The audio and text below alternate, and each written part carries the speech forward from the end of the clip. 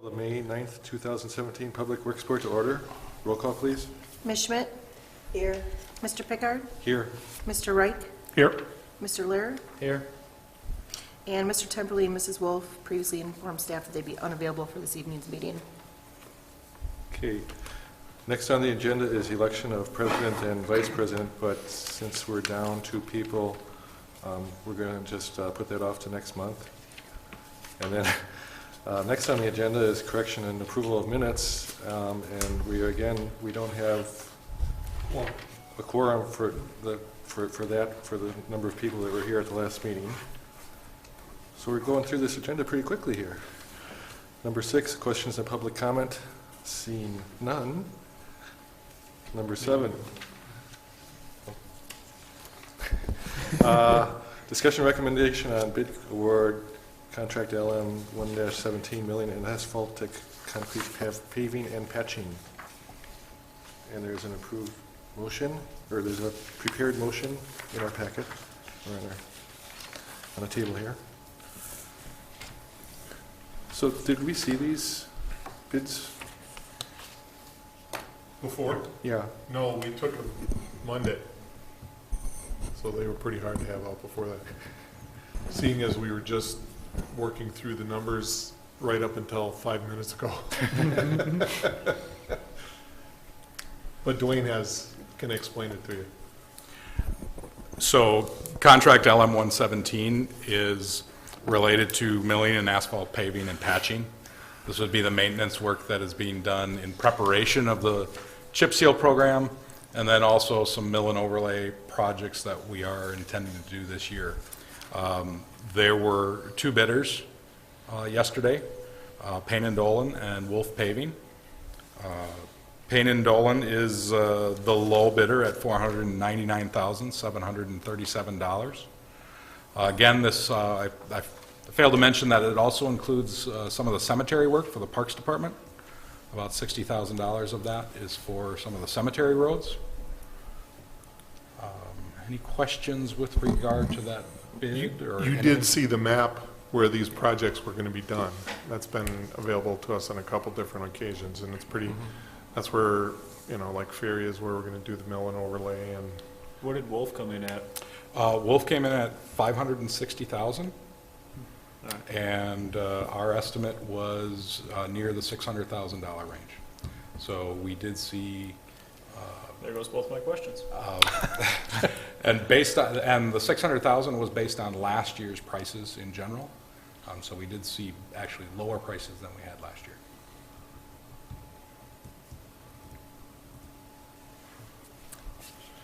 Any other questions? If not, would anybody like to make a motion? I move adoption of motion 1751. Seconded? Motion and second to adopt 17-5-1, approving Payne and Dolan. Further discussion? Roll call, please. Mr. Pickard? Aye.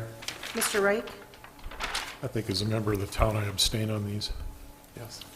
Mr. Lehr? Aye. Ms. Schmidt? Aye. Motion passed 3-0.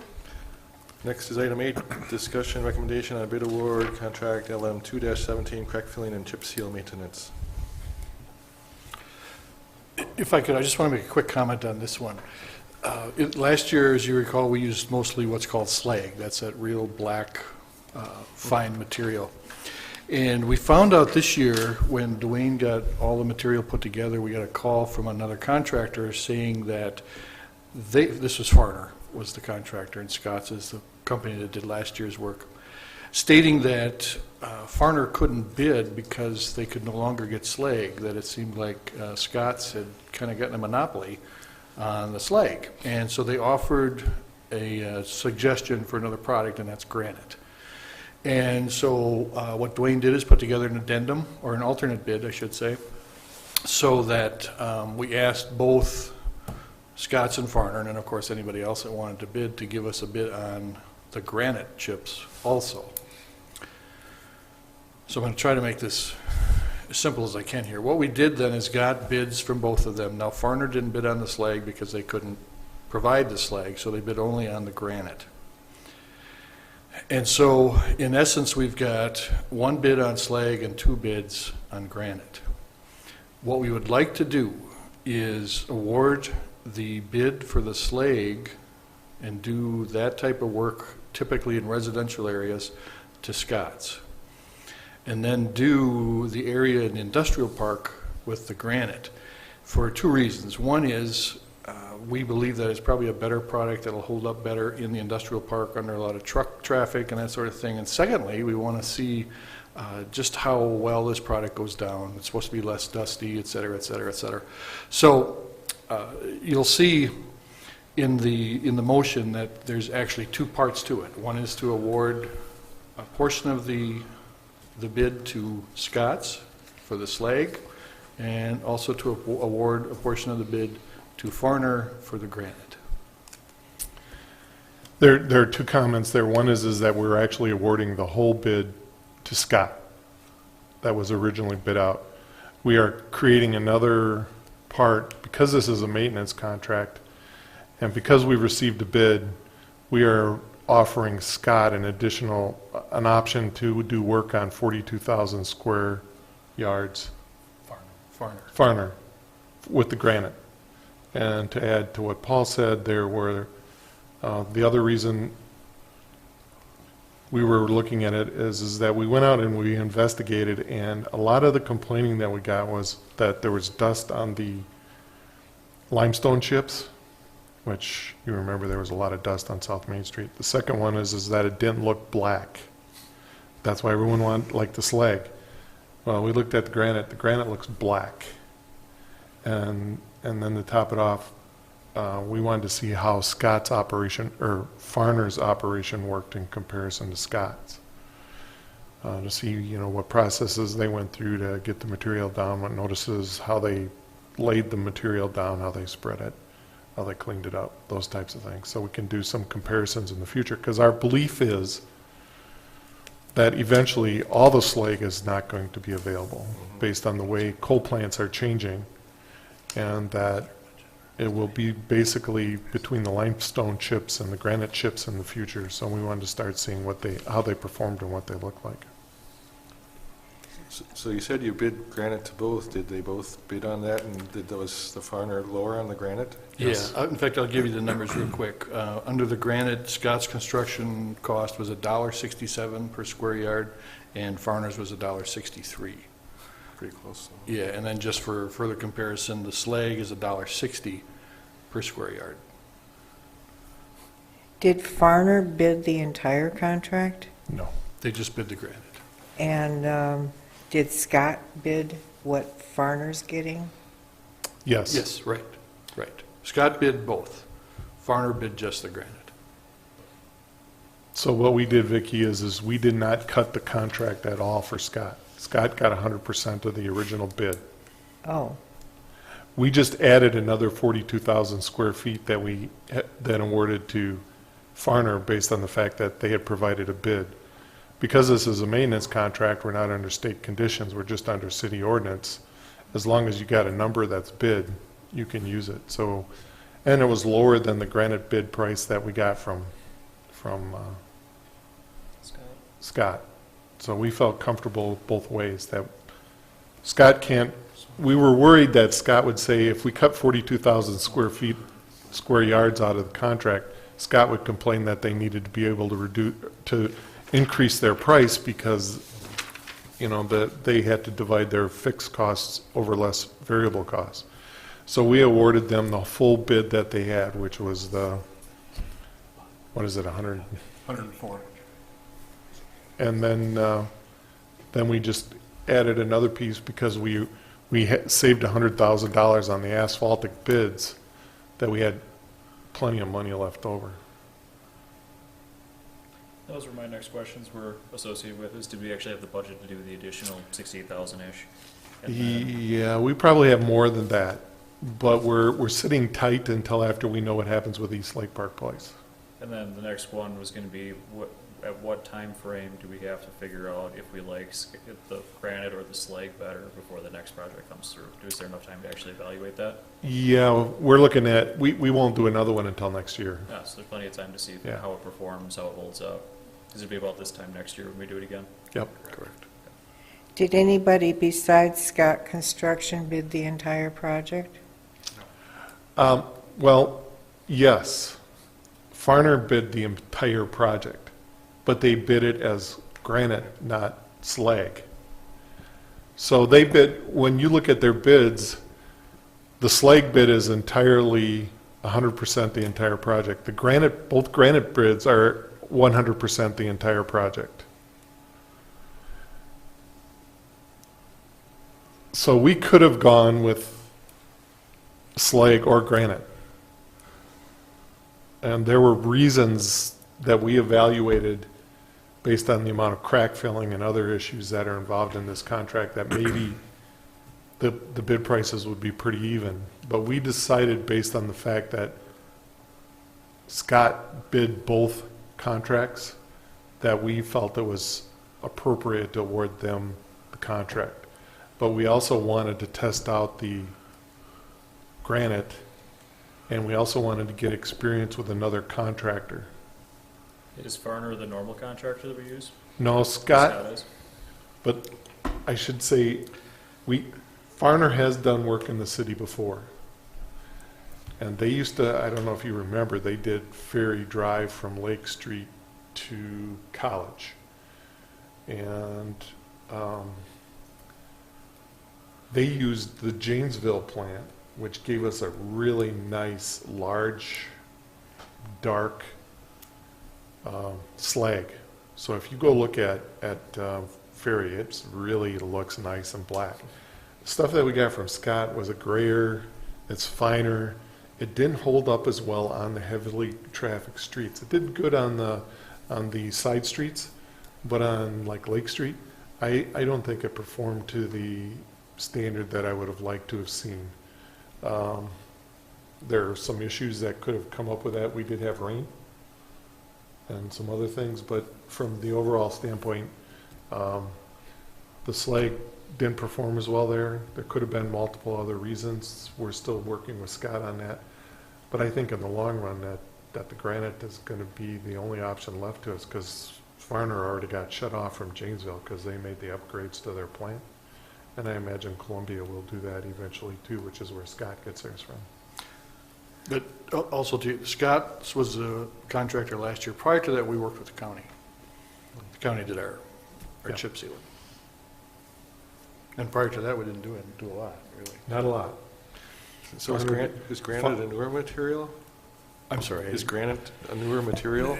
It sounds like it. I know that Dane County's been using it. Dane County's been using it for the last 2 years. City of Madison has a very large project or contract out this year with Farner. And they're proposing to use granite. It's not this area type of stone, so there is going to be some shipping costs.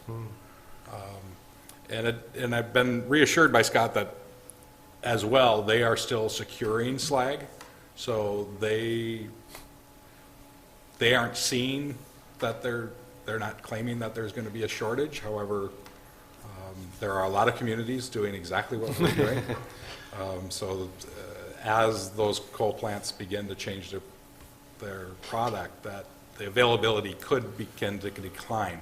So it would be nice to have a reference point so that when we are looking at next year's bid, whether we bid it again as a base and an alternative bid to allow the city to award to either or a combination, we can evaluate and see which direction we would like to go in the future years. And Farner's okay with the smaller dollar amount at the bid amount? Yep. We spoke to both contractors today. They are willing to hold their unit prices. Again, Scott is basically at their base bid is getting the entire amount that they had bid on. And I spoke to Farner this afternoon, and they are good with doing that separate project inside of the industrial park for the 42,000 square yards at $1.63 a square yard. So both contractors are holding their price and are acceptable of that proposal, or at least that recommendation. Well, Scots should hold their price because that's their bid. That's their bid. Yeah. Is granite as continuously obtainable as slag, or is it? It's much more attainable You can than actually- either. Well, limestone chips are probably the most attainable. But then granite is right there with it. It's a pit-run project, where if you've got a granite pit, you can get a hold of it, and they're all over the United States. All right.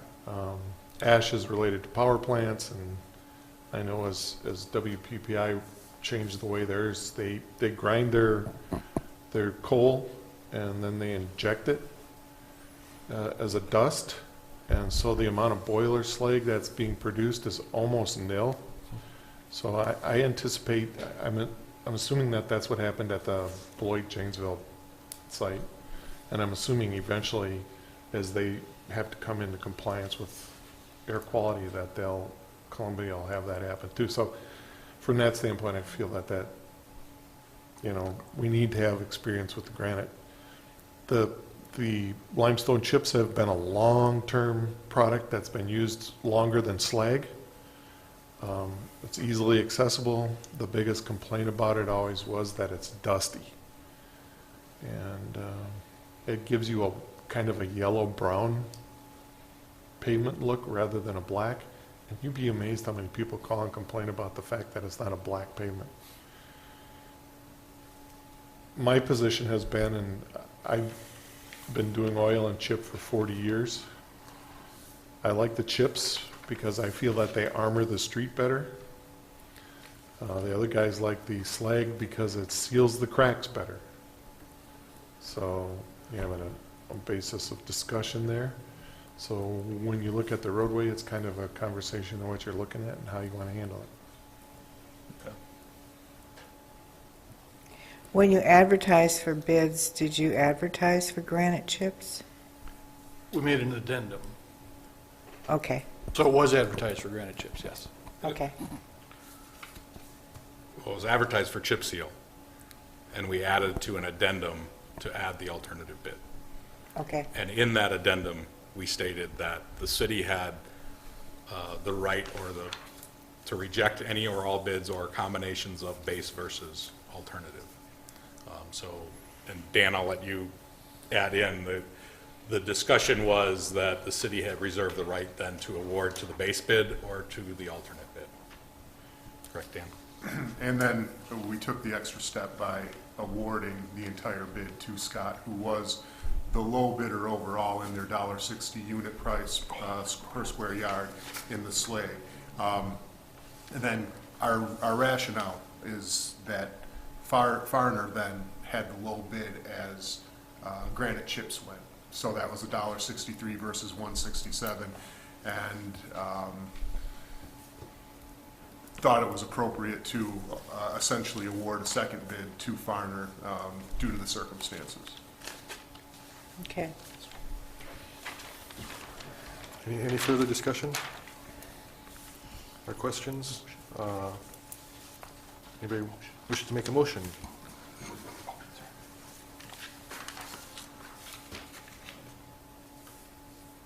I move adoption of motion 1752. Seconded?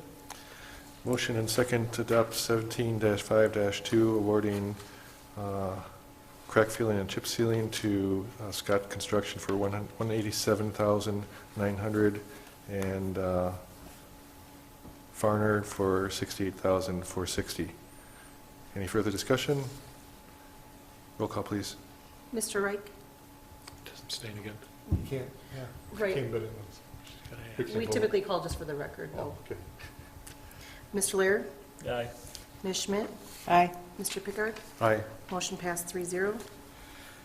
Next, discussion recommendation on, oops, I did that one. On bid award contract LM 3-17, concrete curb and gutter and sidewalk maintenance. This one's pretty straightforward. It's the sidewalk on County V and then the usual repairs that we do around the city during the summer. And the low bidder was Renhock. If you want some of the other numbers, Dwayne's got that. So our estimate was $204,000 for the bid package. Rennoc Construction came in at $203,582. There were two other bidders who were in the $247,000 range. So a difference of about 44,000 lower than the other two bids that were bid. Again, as was mentioned, this would be the County V sidewalk. This would be sidewalk maintenance in the northwest part of the city and other areas where calls have been made about trip hazards.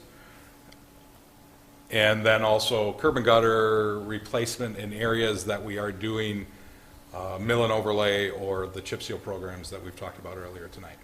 And really that covers then sidewalk and curb and gutter replacement needs of the city through November or through the end of the year.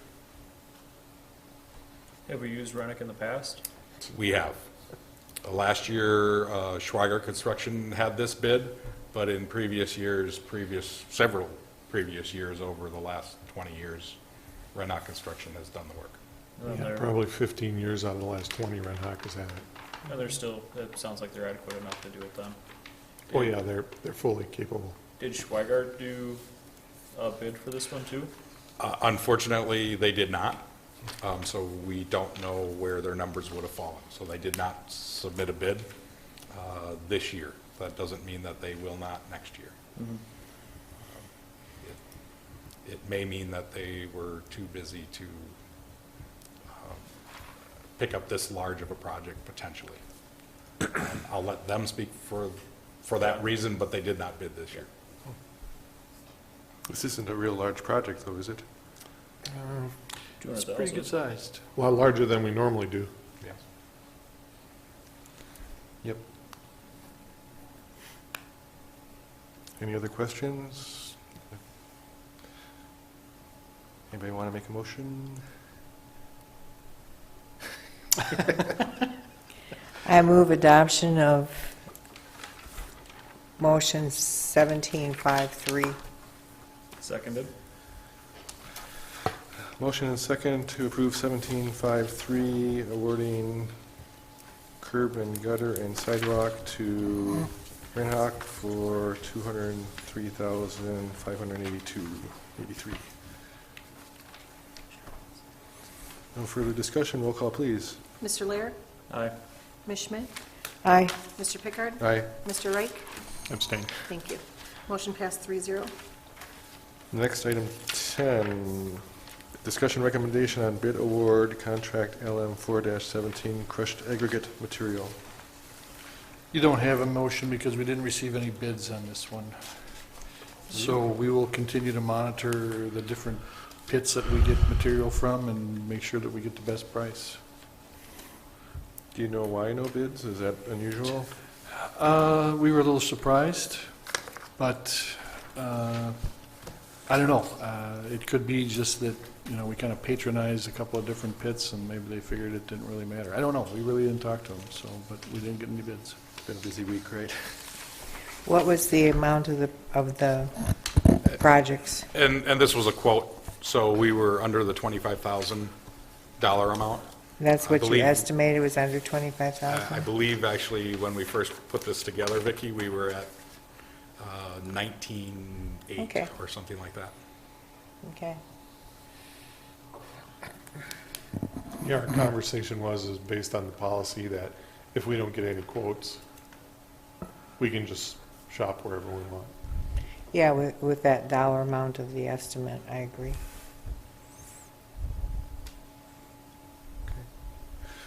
Well, nothing to vote on for that one, so I guess we'll move on to number 11, tour current and future project sites. We've asked the bus driver to park in the Century parking lot across the street. And then Dave Grumman has asked that we just give him a few minutes to get his camera stuff together, and then we'll hit the tour. All right. We'll get started then. This is our first stop, Water Street. And what we're doing on Water Street is just replacing some water line and some sewer line in preparation of the South Main Street project. So they're basically just doing the part in front of City Hall up to just a little past the Frontier building up there. And this has got to be done, this portion has to be done before Town and Country Days. And then once they have this done, they'll be moving over doing Brewster Drive. So it's basically the same contractor and some of the same subcontractors will be doing both projects. That's pretty straightforward. It is a 12-inch sanitary sewer. And we lined it this way, so it's a little bit smaller. Well, just a smidge smaller than 15-inch diameter, yeah. But Water main is 8. 8-inch water main. And as you can tell, this is where it used to break all the time. So at least we got a portion of new water main out there. But it was basically to tie into the South Main Street project. Okay. Yeah, I'm done. Next.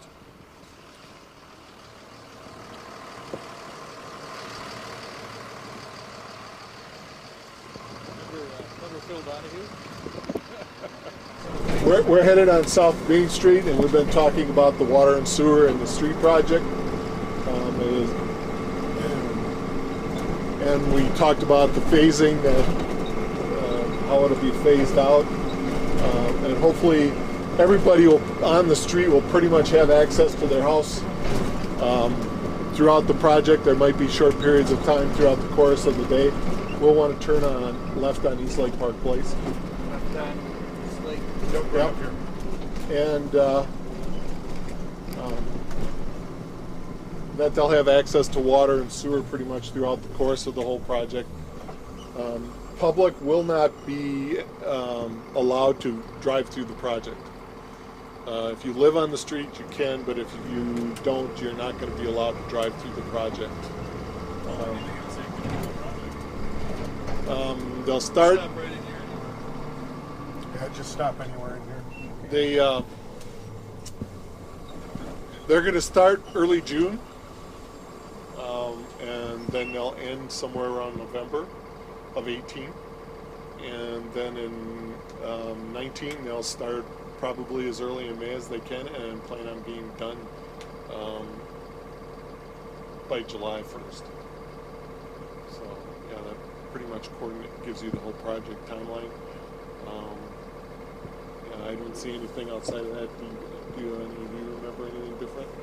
No, maybe a little bit earlier, but I don't know that it'll change the project other than it get it done a little bit earlier at the end of the year. Right. So the coordination down on the south end of the city with, having access from one way or the other was a big issue, and we had to figure out how to handle all that. So like in late 18, probably after September 1st, you may have problems getting to Sandy Beach Road from the north side of the city. But in 19, you should have full access to the south side or to the Sandy Beach Road from the north side, but you will have very limited access from the south side. But it should coordinate pretty quickly to be able to get in and out. So. What's happening now is, especially on the south side, is we're moving all the remaining electric facilities off the road. So we've got a contractor coming in, all that stuff that you see now in the air will be gone. And we're working with Frontier, the telephone company, to get all their stuff out of there also.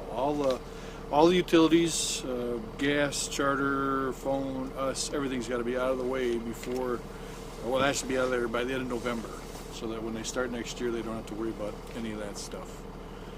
And then the other thing is, you may have noticed there's some trees missing now, so they've been trimming, or not trimming, but removing trees already. I don't know if you want to talk about the most recent issue with the trees, but Rob's been working on that. And so that's what's happening right now, all in preparation. Because overall, the whole road is just getting wider, and visually, the road is getting as wide as 1 foot. 1 foot. Yeah, 6 inches on each side.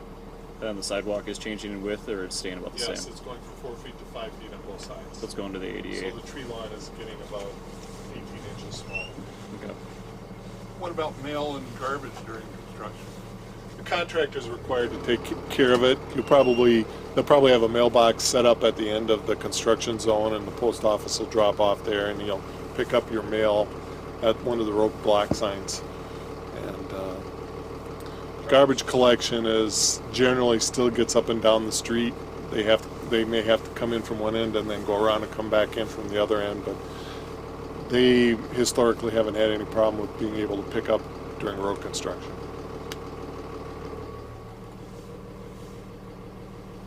Okay. Any questions on me? East Lake Park Place, one of the reasons we chose to construct East Lake Park Place was that the storm sewer was a critical element, so we upsized the storm sewer on the street pretty substantially. And then it was a main cross, we designated it as a main cross access throughout the whole project. So this is a major start and stop point in the project because they want to keep as much access going across the street throughout the whole project. So it's been a pretty important part of the project. So we're hoping that the rest of this project, which we will now discuss, is going to be involved in that. One of the other things that we are doing is developing a detour route. So what we're looking at is using the east side of the city as the north part of the project, or detour, and the west part of the city as the southbound. So if you're headed south and you need to get through, you would head out Madison Street to College, and then out College to Ferry, and then down Ferry to whatever part. Most of the project, most of the 18 project, you can come to East Lake Park Place here and head south, but you could also go down to Woodland Beach Road and be able to get through the city relatively easy. Same on the other side. You come north on Main Street, head east on East Lake Park Place to Grove, and then north. And once the project got south, you could actually come south on Main Street, head out east, or head out west to Ferry, and then south to Woodland Beach Road and around. And same on the other end, you'd come up Pinnacle to East Lake Park Place, come across and be able to head north on Main Street. What's the plan south of Woodland Beach Road when that's worked on with the school? Access. South of Woodland Beach Road. Well, you still have access. You mean to the? You still have access through Pinnacle, south of Woodland Beach Road. You're talking about south of, yes.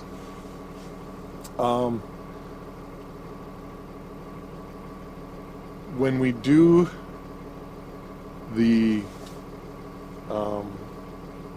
area south of there, which would be 19, then the access would be, they were going to have to find a route around if they're coming from the north for a short period of time. But yeah, it'll be, and it will be May and June, and really they only go until late May. They don't go into June. They don't even, I think they get out somewhere around May 17th. So you'll probably have a couple of weeks where you'd have access problems to the school. At this point, do you shift timelines if it's only a couple weeks? Do you shift it just so that it's not an issue, or no? Just top level, not getting into it. The debate was, and what do we give access to, Sandy Beach Road, or? And so it was, we wanted to have as much access as soon as the summer trade started. So it was better to push it a little bit early than have it a little bit late, particularly with Mulberry Street being under construction that year. The sooner we get South Main Street open, the less effect the Mulberry Street project has on it. So then, maybe shifting gears for me, so we're going through a lot of effort to do this. What's the design life for the work that we're doing? Well, it depends on what you're talking about. Sewer is generally somewhere around 75 years. Water is generally 50 to 60. Street pavement, this being concrete, 50 to 65 years is pretty easy to see. We've used all the products to push out that far now. You know, the water main and the sewer under there are probably 100 or more years old now. They're probably well past their life expectancy. The road is asphalt hasn't been touched in 75 years or more. So that's all past its life expectancy. We've done a pretty good job of maintaining the pavement, but the stormwater is always an issue on it. And, you know, with the amount of water loss we have, I would anticipate that some of these old water mains are a problem.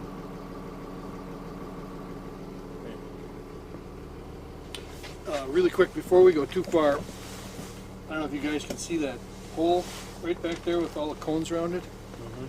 That's what happens when you text and drive. Somebody came around this corner here, heading toward Main Street, and was not looking at the road and hit the pole. We put the pole in last year, and there's about $5,000 worth of damage right there. So don't text and drive, especially if you're around our poles. You want to drive down the street? Yes, and I thought then we kind of swing out to St. Paul's. By the entrance, just a little bit past. Our next stop after this is the bike trail, if we want to keep heading out. Let's talk a little bit about what we're doing on Yep. Slate Park Place. I think there's a lot of interest in that. Yeah, I just giving you an idea which direction we want to head. Yeah. When you get up to the top there, you'll take a bit, but just stop.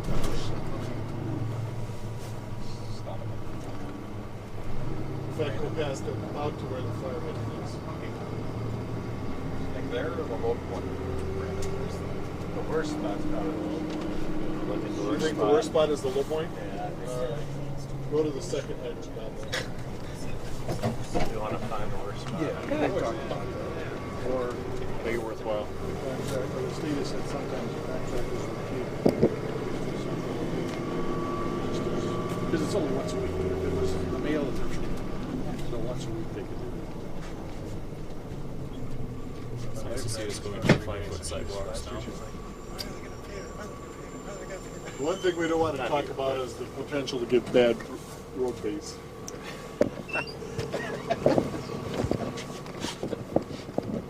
We're not sure what the problem is yet. I can elaborate. if Yeah, you like, you but- elaborate on it. Okay. So you may have seen the recent newspaper article about the pavement issues here. There's quite a few spots on this project where the binder pavement is breaking up, and we're trying to figure out the cause of that. That it's all over the place in terms of location on the project, along curb lines on the center line. We're now in about the low point of the project. There's a large chunk that's breaking up here, but then there's also plenty that are, well uphill of the low point. And so we're trying to figure out why that is. It's in a number of areas, sometimes on top of utility trenches, a lot of times not, very small points. A lot of times it's larger sections. So we have had PSI, they're a geotechnical consulting company out here. We walked the site. They've proposed a testing plan to evaluate the situation, and we're now in the process of implementing that testing plan to try and come up with a solution to, make sure that we have a road that stands up as long as it should here, not, break up, in a year or 3 years or 5 years. And so that's where we're at right now. It's just kind of an investigatory phase. And the answer could be that it's caused by a multitude of factors, potentially. Some areas it might be subgrade, some areas it could be water getting into the road base somehow. But that's what the investigation is intended to figure out. They're doing that via, soil borings, right? Soil borings, some pits to test the base course, to take samples of the base course. The soil borings would test the subsurface soils, the native soils that we built on. They were going to do some asphalt binder testing, although we're not terribly worried about that necessarily, but we're trying to rule out all aspects of it. And so we would be taking a number of locations, maybe like a control location where we don't have an issue, and then some of the other problem spots, and just to try and find a common denominator or maybe a number of factors that we need to correct. Do we do soil borings or any of these other tests beforehand? We have not been normally. I think we might start in the future. But generally the city's process for rebuilding roads has been to have a fairly substantial road base, proof roll the subgrade during construction, and you'll find any areas that seem soft and do excavation below subgrade and fill that with rock during construction. And other than, I guess, on this project, we, over many years, haven't really, as far as I know, haven't really had too much of an issue with roads breaking up prematurely. So this still feels unique, not Certainly, yeah. Well, indicative in of my future experience here, yes, it's a unique spot. Part of it could be the unique terrain of the area here, but We saw it once before, right, Dwayne? And that was on the Owen Street project. CP Avenue was. Yeah, but that was a small road crossing.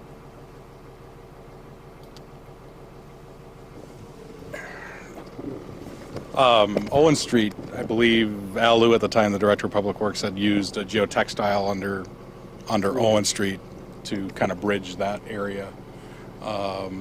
There were some areas where we used some clear stone in areas that are wetter in the past.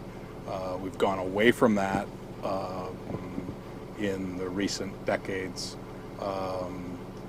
Some issues with using a clear stone that we've seen is that there can be migration of fines from the surface down into that 3-inch fine, so you can see some settlement as well.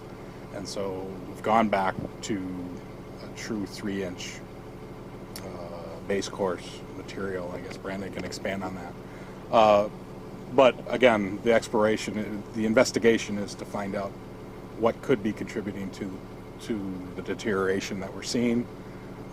And then from that investigation, then be able to work with the contractor and the contract in remedying the situation. And the contract is still in effect, and the contractor has been on notice that there is issues, or there are issues, and this investigation, I guess Brandon, he's been working with us. He was at the meeting we had with the soil tester.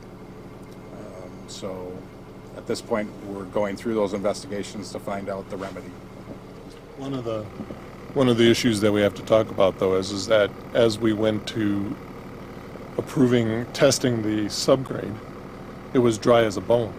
I mean, everyone was complaining about all the dust we were generating here, and all of a sudden it went to raining every other day, actually, as we started putting the rock in. So how that affected the subgrade as we were rolling out rock onto it is hard to know, but you went from one day of saying, well, the subgrade is passing the compaction test to, well, the rock, once the road base was in us, there were issues.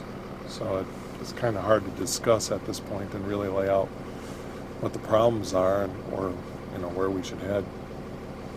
Part of me wants to knee-jerk and say, are we going to do anything more for South Main when we start going, because it's not too far away. But the other half of me wants to lean more towards what we've been doing, and this is more unique. I'm just trying to... South Main isn't ours. South Main Street, all the road construction will be WISDOT led. They'll hide. So either way, it doesn't really matter anyways. Yeah, I mean, we'll be doing, the city's doing the utilities. So in terms of road stability, we'll be having them be mindful of trench compaction and things like that. But in terms of determining road bed stability, that'll all be WISDOT and whoever they select as an engineer. Yeah. Okay. And they do a lot more testing than we have ever done.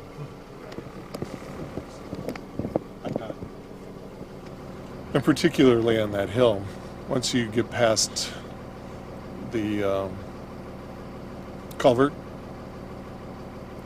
where the creek flows under the roadway there, it's pretty sandy. It's not like, portions when we did East Lake Street, that portion along the commons, that was fill. That was all fill. There was probably 10, 12 feet of fill in there. So it's a lot different type of construction that we're dealing with in a short period of distance. So like on this road up the hills in both directions is a lot different than what you might find down here. So it's just hard for us to know. But historically we haven't we just roll it, and if it doesn't pass, like you said, we come back and dig it out and add stuff. Ready to move to the next one? Yeah, I just note that we're doing some patching here in the meantime, just to keep the road passable and smooth as we can. So. Yeah, if we want to head out to, the next thing is the bike trail. If we just want to go out to, So if we can go to St. Paul's? yeah, go to St. Paul's, we'll spin around there. Probably just turn down Pinnacle there.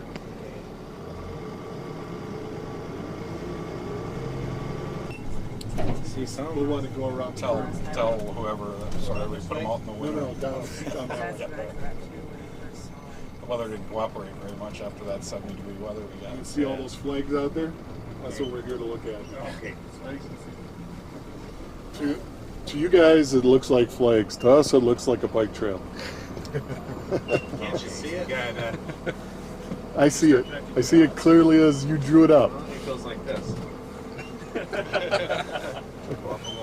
It actually starts about down here, and then turns and heads down along to the edge of down by the power poles down there, and then runs up to the bike trail.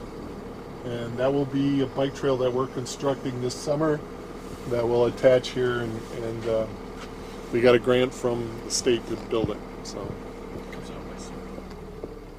yes, the other spur comes out by CP, so you can ride CP down to this bike trail and then right down here.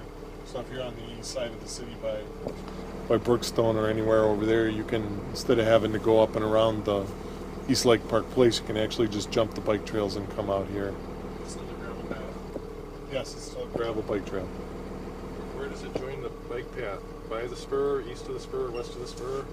Just about where the spur connects, but you know the spur is an old railroad bed, so it's an arc, and it comes in and hits, and then just a little bit to the west of that, it actually heads south. Any other questions on that one? Anything we want to add? Well, it's being done with City Crews. St. Paul's is paying the match.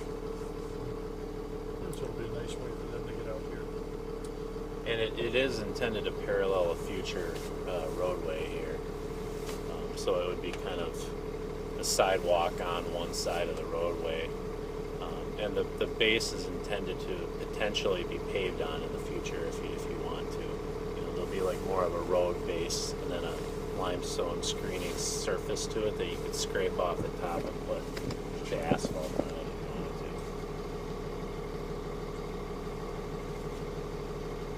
Where next, Paul? Ferry Drive, and now do you want to go to the south end of Ferry Drive? Is that what we want to do? Ferry and Woodland? Well, yeah, we want to go Ferry and Woodland. We want to stop at the water tower.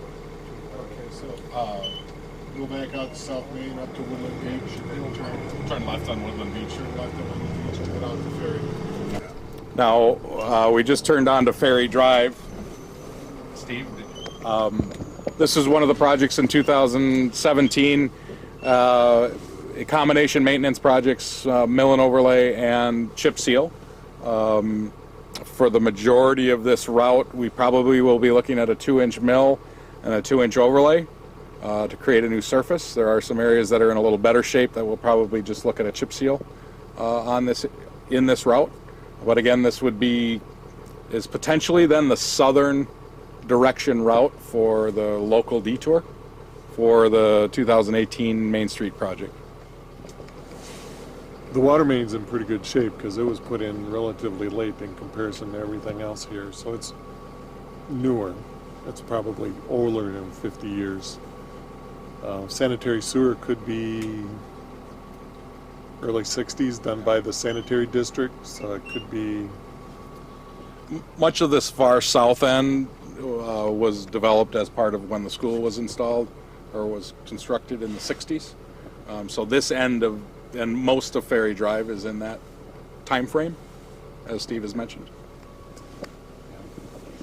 And the debate we always have is are we going to put a mill and overlay over a water and sewer line that's in need of replacement? And so we have done it, and we'll probably do it again because so many of the water and sewer mains are so old that we have to kind of evaluate what's our best bang. where we're having problems with water mains, the age of water mains, of course.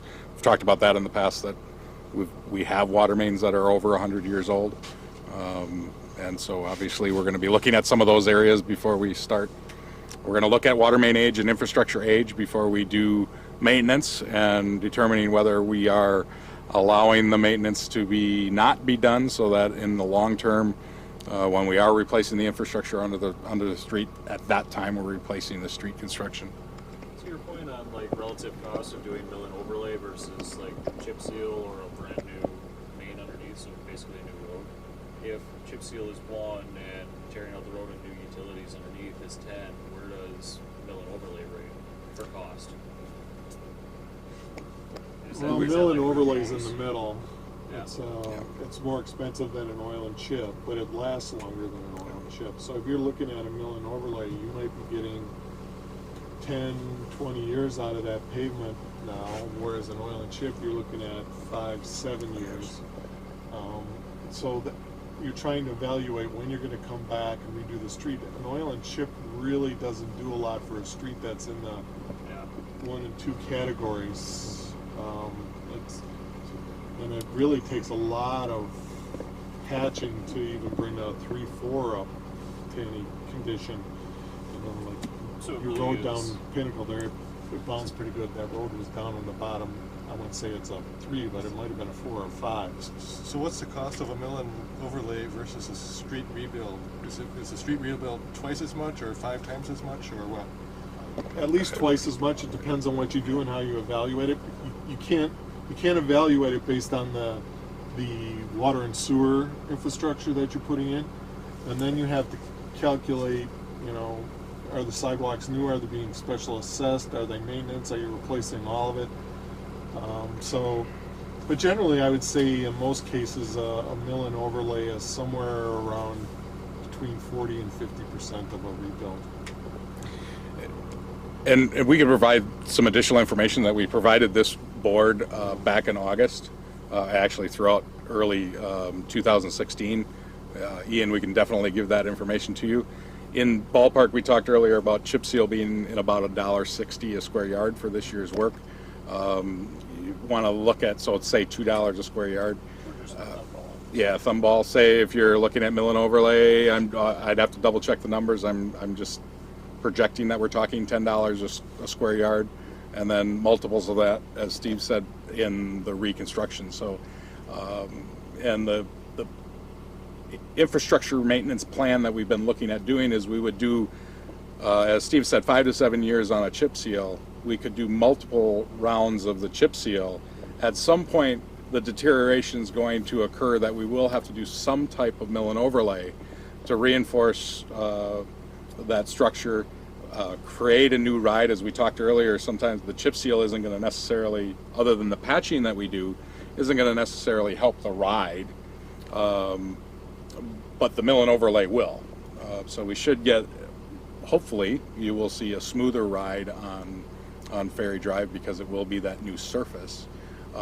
But in general, you're looking at a 10 to 20 year life on that mill and overlay versus a total reconstruct back to a 40-year life, but then the cost price really jumps, and I would say it may even be more than twice the mill and overlay cost, because on the mill and overlay cost we're only talking about 2 inches of asphalt.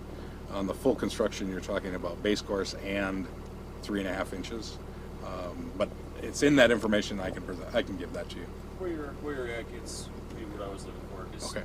relatively speaking, chip seal is like a 1, mill and overlay really is middle of the road at a 5, and a new road really is the top end at a 10. We have to balance a lot of things though, because When you start getting into the real road, then you have more things involved than just the road. You have all the utilities well, on the road, and those right, things have and to we handle it. borrow all our money, so then we have to consider what our debt margin is and those types of things, and what our utilities can afford, and how much rate increases are gonna be, and so it it covers a whole broad spectrum.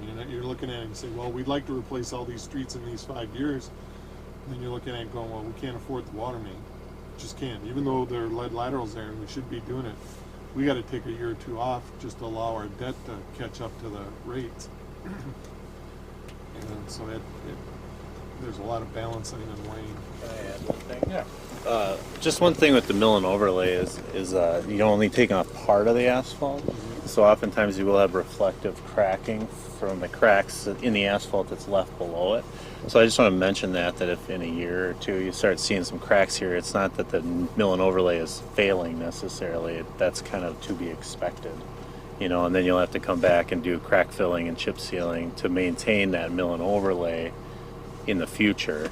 It won't just stay for 10 to 20 years without touching it again. And if so we got the relative costs out there, and if we're looking at relative lifespan, oil and chip seal is like a year or two, and you could keep doing that every couple of years. 5 to 7. 5 to 7. So then You might chip seal like say another 3 times or two or 3 times. And then we would look at a mill and overlay. and then mill and overlay is 10 to 20 years. But you need Ish. cracks, you need And then crack. you crack And then you chip do seal all it. of that in between, but then a new road is like 50, but then you gotta still do all of the mill and overlay, and you need to do. Right, yeah, that you can come back at a certain period of time and then based on the rating, and you do another chip seal and a chip seal and a chip seal. And then eventually you say, okay, it's the mill and overlay, and then hopefully you're getting, 40 years with the new street and the chip seal. And then with the mill and overlay and the chip seal, you push it out to another maybe 60 years. So that's what you're hopefully trying to do. Now it depends on, you can look at Mulberry Street. We have never gotten the life expectancy out of the asphalt on that street, whereas South Main Street, that asphalt pavement outlived its life expectancy by a long shot. So it's all about the water, isn't it? It's all about the water and the material that's under the street. Mulberry Street is very thin base. And it's wet. Storm surgery. Yeah. So it's you have to look at what you've got and what you're working with. And so we do have some life cycle analysis on the points you're bringing up that I'd be more than happy to show you. That kind of talks through the benefits of doing the chip seal program and the mill and overlay in relation to just waiting and then You know where reconstructing. Tower Street is? And some of the cost savings are pretty substantial. Talking about some of that, do we wait, do we chip seal, do we just let it go off and then it'll get to a low enough number, and by that time we'll change it, so. Correct. Connect some of the dots.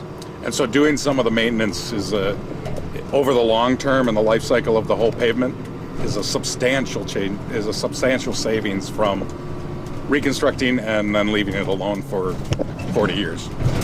The way we used to do it was just reconstruct, didn't do anything on it, and then the life expectancy is 25 to 30 years.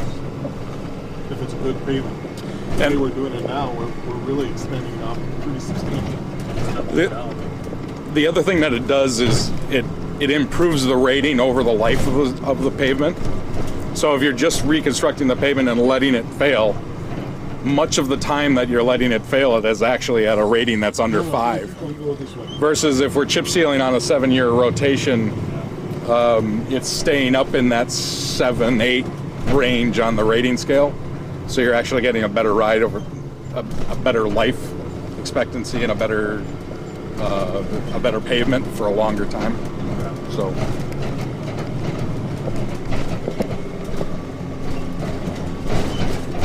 So you can see some areas here as Brandon talked, there will be some reflective cracking. There will be some patching that we will do with this mill and overlay. But you can, as you look at this street, you can see there's areas that if we just did a chip seal, it's deteriorating to a point where a chip seal isn't going to solve some of the problems that we're seeing. So, do you know when this was paved last year? Off the Paved probably just before I got here. Yeah. So probably 98, 99. Not a really long time, I didn't think. You want to stop right where that dirt is? Steve, you want this? No, you have. I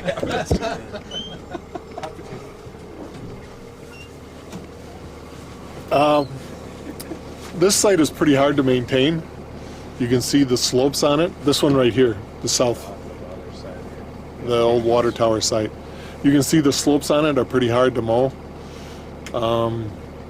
And there are some other issues here. One of them is that we have a 10-inch water main that heads up from the south and heads south from right here, and it doesn't connect right in the middle.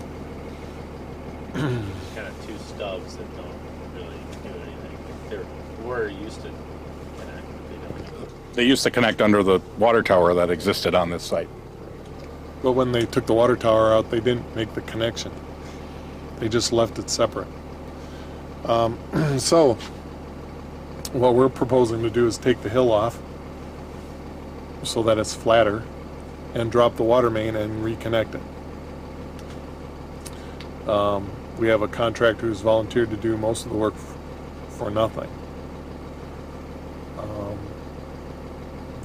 We have to provide the material and we have to pay for some of the connection costs. But other than that, it's all free. How does that work? He has a vested interest. He owns the lot to the south, which also has a grade problem, and he wants to be able to use the lot for something, and as long as it's that steep, he can't use it. So he has a vested interest, and So does that change so you can't use this property, is that? yeah, it will probably change the end use of this property. I think we've been there anyways, but well, one time we looked at reusing it for a water tower. I don't think that'll ever happen, but even if it does, it'll just add a couple feet to the bottom of the water tower. But the fall zones here aren't quite what I would use for a water tower anymore. Fall zone meaning ice coming off the tower, being in close proximity to end homes and property. But this Griffith was done the same time as East Lake Park Place. Yeah, turned out a lot better. So this is part of the same contract. Yeah, and just in case anybody's noticing some bare spots in the grass, this was done pretty late in the year, so is East Lake Park Place, and the contractor's aware that they need to come back and make sure everything gets grown nicely this year. And there is a punch list with Yep, several we have an active, punch list of items that need to be completed yet. Ready to go to the brook. You know how to get to Brooks? You go out, turn up a Marguerite here, like you had a choice. What's happening here is there's a residence, there's actually three residences here. There's the one on the corner, and then if you can just see the top of the garage, the white garage, that's another actual lot, and then the brown house at the end. So there's three lots here. And the garage in the middle, the folks that own that have a lot of trouble getting in and out of the garage because the lot is so thin there.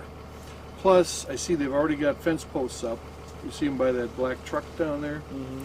So they want to put a fence up to designate their property from the neighbor to the west.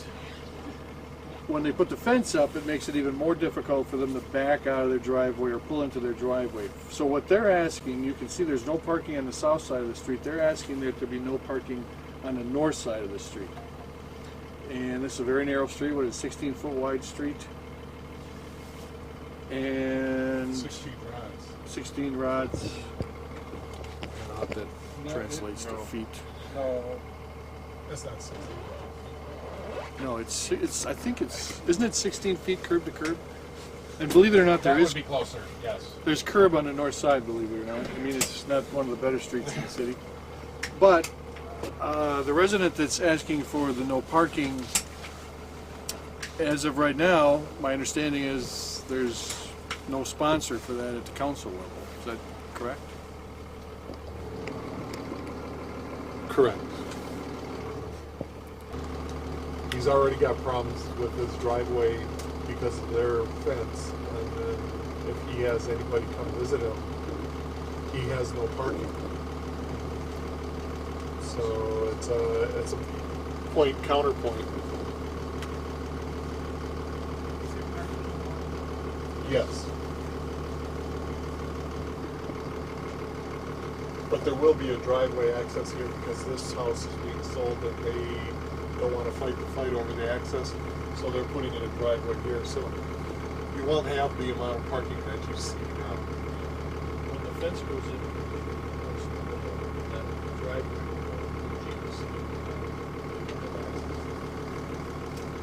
And you can see we got a fire hydrant here, so you got a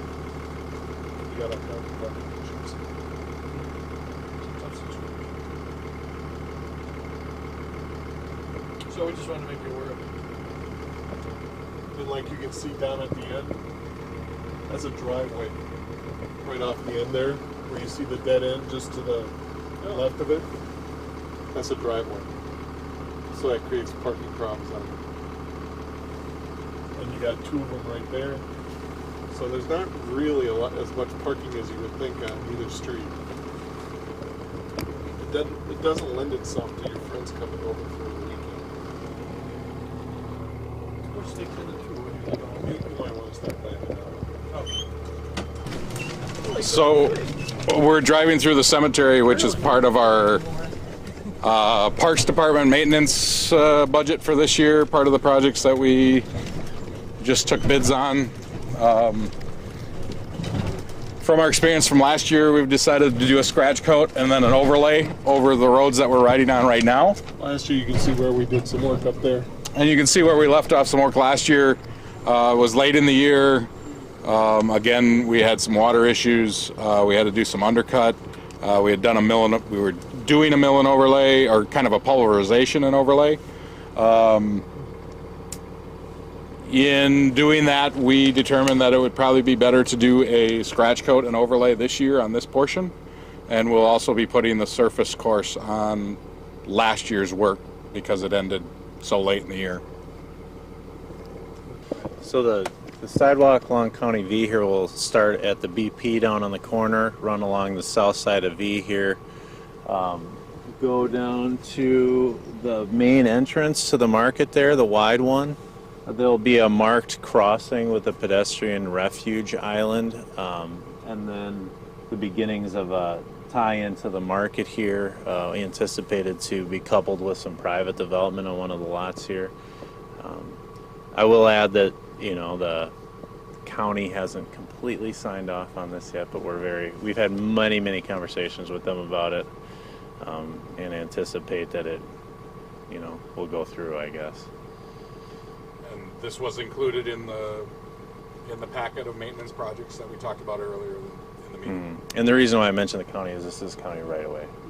They still control V across the north side of the city. So where does the sidewalk go relative to the cemetery road here?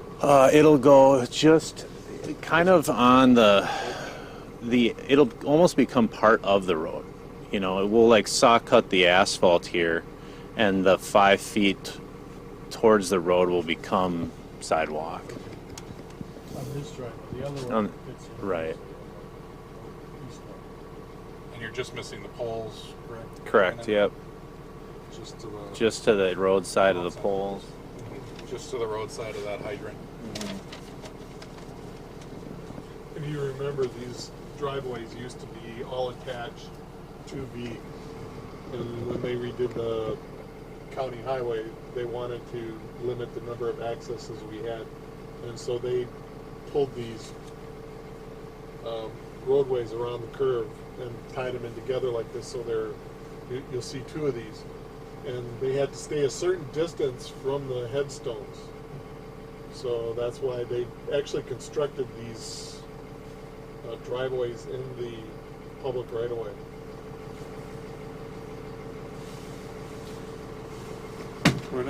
Brewster. Well, they're working on I wouldn't call it a subdivision. It's A large multifamily. multi-family complex of 248 units that will be constructed just over the hill. On the other side of this, there's also 40 single-family lots that are part of that. They're going to extend the water main up and over the hill and around and back out by the Party Mart. The sanitary sewer will all be hooked up and run through here.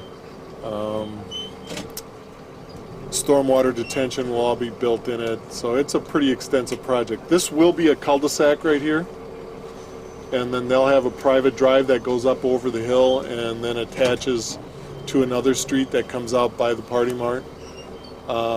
It will be built to city street standards so that emergency vehicles can utilize it. The water main is looped through, so pretty much every requirement that we asked for, they provided other than a full public street.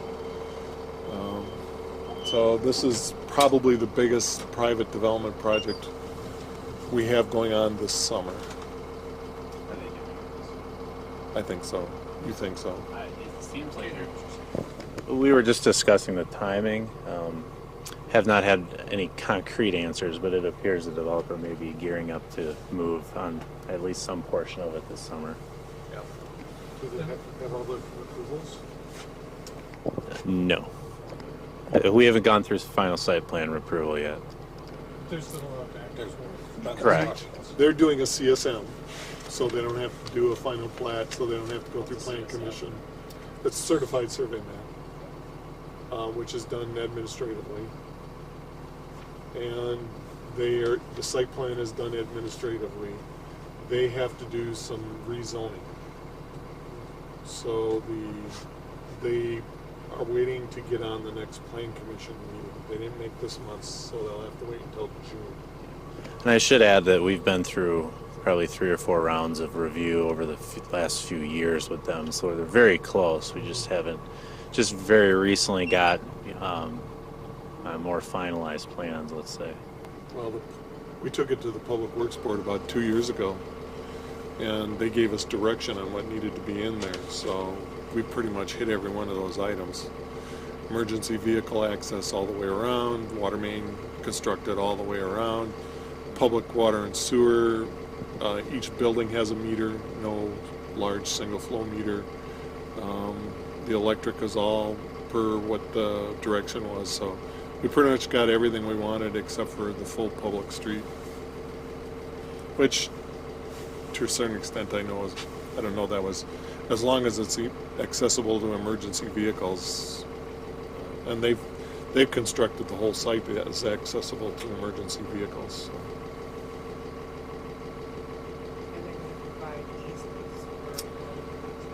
Easements, we've already got all those. We've reviewed them. We've asked for a couple more. In fact, I had a call from them today about the lift station. But yeah, we asked for all the easements. Now we spelled out exactly how we wanted them done. You know, they were running some of the water main right up to the buildings and then putting a valve in, and it was like, no, we're not maintaining all that. We just want the base. And our opinion is that we wanted all the mains and the sanitary sewer to be constructed to city standards and maintained by the city, because you know what happens when it's controlled by a private developer. They never fix it again until you shut them off. And so that was our opinion. The storm sewer is typical of the way we do it. All the infrastructure is ours, but the pond is theirs and all the grass is theirs, and we just maintain the pipes. So it's pretty consistent. We got 99% of what we asked for at the Public Works Board meeting.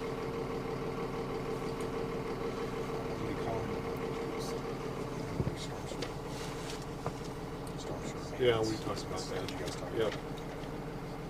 We go to the other side of Brewster then, quick.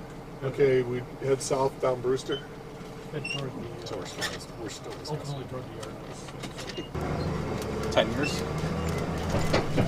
Should see right straight across. A little bit to your left. It's a big undertaking. A lot of units. We're going to want to stop about mid-block here, about that trailer, because we're going to take a right on the next street. On Stony? Yeah. Okay, this is the 2017 street project. You can see that we're in the process of removing trees. Eventually, McGuire will move in and start doing road grading to prepare the road bed and determine how much curb and gutter they're taking out, which is at least 50% of it. Yeah, pretty close. A lot of it right around the intersections, and a decent chunk on what is that? east side, to improve some of the road grades. We're doing, yeah. Yes. Those are the, we're not doing any water or sewer. Just storm sewer and road pavement and sidewalks. So.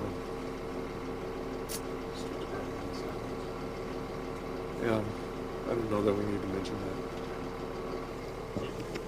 that. He wanted to talk about street department doing the, to keep the cost of the sidewalk special assessment down, we're having the street department do the grading for the sidewalks. So, try and keep it as low cost as possible. Anything else? It's a pretty basic project and it's not a full rebuild, and there's no water and sewer. How long will it take to do this? This isn't a full Full depth. Hesitant to say, because if they really went after it full speed, it might take only a few weeks, really. But it might be 4 to 6 weeks, maybe up to 8, depending on how hard and how fast they hit it, and lining up the concrete subs that come in and the asphalt to get paved and things like that. But I think they have contractually up till the end of August to get it done. And this one doesn't start until after the water. Right, yeah. McGuire is doing most of this, which is a separate contractor from the one who's doing the other one. A subcontract. So I'm assuming that McGuire will hit it before Ian and Hughes comes over. Hughes is only doing the stormwater on this part. So I don't think that the two will necessarily tie together as tight as you think. It depends on when Tim gets motivated. And to your point, this extra, I think it's a gutter, goes away too. Correct, yeah. Valley gutter goes away. That's what the storm sewer will eliminate, correct, Brandon? Correct, yep. All of this was planned for a few projects back. We have storm sewer stubbed up to all the intersections. So we put in inlets, at the intersections to collect all the storm water coming to them. It's pretty minimal storm sewer work in the grand scheme of things. That's why the grades change a little bit, and that's why some of the curb more of the curb on the east side gets replaced. So, I think that one driveway down there is a problem too, that reflects in some of the curb line. Right. Yeah, there's some curb line replacements to help driveways out that are in rough shape or really steep, and trying to make things a little, improve things for the residents where we can. If you want to go ahead and turn left on this. Right, yeah, sorry. My left, your right. Is the dumpster still here? I don't, Did Dave pick it up? they wouldn't do it. They had a wheel loader bed in the back side of this morning. Yeah. They took it all out of then, didn't they? Yeah, this is. I'll let you talk Just about stop here. Yep. This is kind of disappointing. This is actually in pretty good shape. I told Dave to leave it a mess, but he wouldn't do it. Obviously, this is the Yard Waste Center. We've got a couple issues going on here. Number one is space. Now, right now, it looks pretty good because they actually did just get in and clean it, but they do that on a regular basis. The second issue is we're getting stuff dumped here that doesn't belong here. We've had a lot of shingles showing up, and shingles are an environmental no-no. And we actually had a little bit of trouble finding some place to haul them, someplace that would take them. And then when we found the place, we end up paying a couple of different taxes, like we actually have to pay a DNR tax to the company that hauls them away so that they can legally bury them, is I guess what they do. But that's two things. One is it's a mess. Secondly is we're getting stuff that doesn't belong here. And then third, you can see it's just beating the heck out of the street and over on the other side, and it's probably not the best spot for a yard waste center anymore. So we're working with Mead and Hunt on some options and also looking at some other ways to take care of this issue. It's a great service. you know, for people that want to bring brush and grass clippings and all that kind of stuff, as you can see, but it's a costly service. And so we need to be looking at some new options here. There's a lot of hours. There's a lot of hours in loading it, well, keeping it pushed up, then loading it and hauling it and then covering it. There are a lot. I don't think anybody has an idea how many hours we have and how much yard waste is hauled out of here in any given year. And so we are looking at a composting site, and that's what Me Done is doing. The trash lady from Lansing, I think that was her name, right? Yeah. And the point I forgot to mention is we right now haul this stuff out to the old conservation club out there, and we may be losing that opportunity, is that they're using that as a rifle range or a shooting range out there, and it won't be long, we don't think, before we're not going to be allowed to take stuff out there. So we've got to find another place for our material. So this is a big issue. And you use the term that you're like all the rest of us. The conservation club doesn't exist anymore. True. It is now owned by the county as a shooting range. It's kind of like the willow tree at the corner of the Milltown. Yeah, I hear you. Will a different site solve the problem of the wrong stuff coming here? Our conversations have been at a different site. We would take care of it differently. We'd have to find some way to regulate what goes in, whether we only open at certain hours and we staff it or something. It can't just be this open set of bins like this. It's too easy for people to throw couches and TVs and whatever else that doesn't fit on the back of their truck.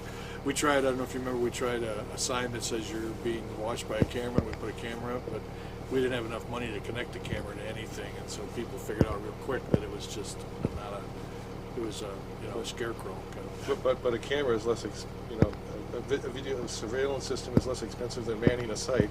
I agree. The issue we less have then, effective. yeah, the issue we have then is the stuff is still dumped.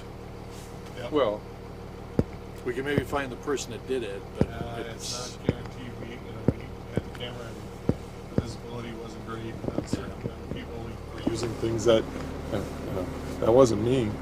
just we'll find a way to keep getting thrown out here. But it's not. There's no perfect answer, I don't think.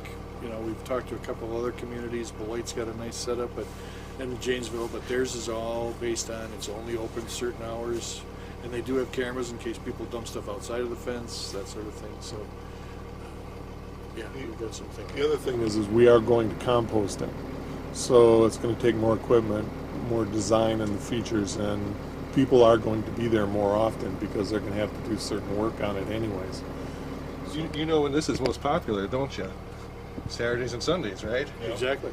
Right. But so what's convenient for the residents is not going to be convenient for workers. This place filled. You come back by here Monday morning, it's out to the road. Yeah, and we'll have to take that into account. You know, the hours it's open may be weekends. The other thing that's nice to hear too, though, is that it's still being utilized quite a bit. Oh, is it? Oh yeah. It's not just Lake Mills residents either. We know there are town of Lake Mills or people. And they're that live in the contractors. city. They haul it from all over the place. So we need to And you can have a permitting system. that's an option too. Everything's on the table right now.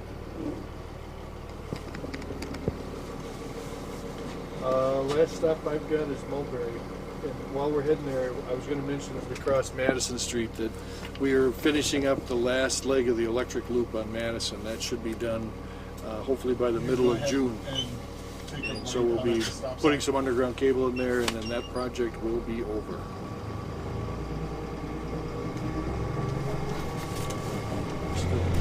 Talk about timing and what's going to happen. Grant. We'll take a left. Grant. Sure. It's Grant. I mean, Grant's right here, but it's that direction. Or even right here. Well, that's what I was thinking right here. Yeah. No, because If most of the anything, we're project going is left. that way. Yeah. The project starts here at Grant. Do we want to talk from here? Yeah, let's talk. If there's nobody behind us. I think it's more this. The project starts here and runs down to Madison Street, and it incorporates water, sewer, stormwater, streets, bike trails. Well, no bike trails. Okay. No bike lanes. No bike lanes yet? Have we heard about that? No, no bike lanes ever. They flushed that. Yep. Okay. We'll redo the sidewalks? Yep. So- Sidewalks both sides. 4 foot or 5 foot? 5 foot. Construction in 2019. With then utility, that then means utility reconstruction next year potentially. Electric and utility being electric and telephone and cable. So planning is already in the works. We're just 1 year behind South Main Street. Yeah. And this project's being funded by a WISDOT grant. The city got a good chunk of money, about $1.3 million, to cover the road and the storm sewer work. As part of that, we have to go through the full NEPA process, which is historic and environmental evaluation. They've identified a historic register eligible district on the project, which means we have to be a little extra careful what we do in front of certain properties to not affect the historic character of the district. So there might be some, we'll be keeping some trees probably and things like that might create some interesting situations that in terms of terrace slopes and things that you might not have normally seen if you were allowed, let's say, to take the tree down. But we're, in the process, about 60% plans at this point, and anticipate, spring 2019 construction started. The historic district was identified, but it wasn't determined that there was enough of a issue with the road project that that WISDOT would pay for it, or the city would have to pay for it. So the State Preservation Office has paid for it. Yeah, so it's actually going through along with the downtown project, which was another spot that was identified with this South Main Street project, but determined that there wasn't enough impact to the historic district that it would need to be done. But the State Historic Preservation Office has determined that they will pay for it. So we did have a public hearing on that Dan and I attended. There was some interesting information that came out of that. We've done some investigation. We believe that all the information wasn't exactly what we had interpreted it to be. So we feel pretty good about the process. I guess we'll wait and see. But yes, this area down towards the south end, which includes the Fargo properties and some of the other ones in that neighborhood have been identified as potentially historic. So you want to drive down and talk about anything else? And we'll include stormwater. Yeah, we could take a left, I guess, and just drive. Yeah. So right now, this street has very little storm sewer drainage at all. There's an inadequate number of storm sewer inlets, and then the pipes downstream of those inlets are very small, like 8-inch compared to minimum size now that we install would be 12-inch. And then there's just stretches of it like here that just don't have any storm sewer at all. And so we'll be putting in storm sewer the whole length of the project. The roadway will be getting a little bit wider than it is now. The section's going to be two 11-foot lanes and a 6-foot parking lane on the west side. West? Yeah. And that parking lane was the result of public input on the project. We had originally proposed just 2 wider travel lanes, and at the first public information meeting there was a pretty overwhelming consensus that people wanted to keep parking on at least one side of the street. We're done, so you can head back to the municipal building. So Brandon, is there a place for all those pipes to hook up for the storm sewer? The stormwater will be drained through 3 separate drainage ways. The south part of the project will come down to Madison Street here. Kind of the middle section will go to Fargo. Okay. And so when we did Brown's Court, we planned for that and ran storm sewer all the way down to Owen. Is that Owen? Yeah, all the way down to Owen. And so there's a storm sewer waiting at Brown's Court to be hooked to. And as part of this, we're actually going to be doing a block of Fargo as well, the sewer, water, and storm sewer. And then the last northern section will go down what's a city right away. It just kind of looks like green space now, but it eventually becomes a ditch as you go towards Is that north of O'Neill or south of O'Neill? I think it's south. south. Yeah. No, north. Clark. North. Clark is Yeah, it's north. It's Yeah. just north. Yeah, it's north of It Grant. actually matches up with where CP gets going. Yeah. If you kept going straight on Yeah, CP, yeah, it would be right up the Clark Street right away. Right next to Willowbrook Park. That's a little bit farther than the end of the project, though, isn't it? Well, the project, it's basically the end of the Yeah. project, which is almost set because we have to take the storm sewer up there. We would have gone to Grant Street anyways, as kind of a logical termini, is like the terminology they like to use for, they like to use these grant money projects to improve a roadway between two kind of more significant roadways instead of just stopping randomly. So it was only just a little bit further to take the storm sewer there. The storm sewer has to go a little deep to get all those distances. Not too bad. Because Clark Street would be the worst. yeah. But we also have to plan for Prospect and Grant to go down that way. Correct. Because neither one of those streets have stormwater. Prospect is, again, we've talked about Prospect, Prospect and Moss, and that area along Prospect is one of those streets that has been deteriorating. And the hesitation has been, there's no storm sewer there either. So we are kind of pushing that replacement until Mulberry Street is complete. So then there's a storm sewer to connect to. Thus, when we're replacing and reworking Prospect Street, we've got a way to drain the water from that street to a street that we've done, rather than doing them in reverse order. Anything else? That's all we got.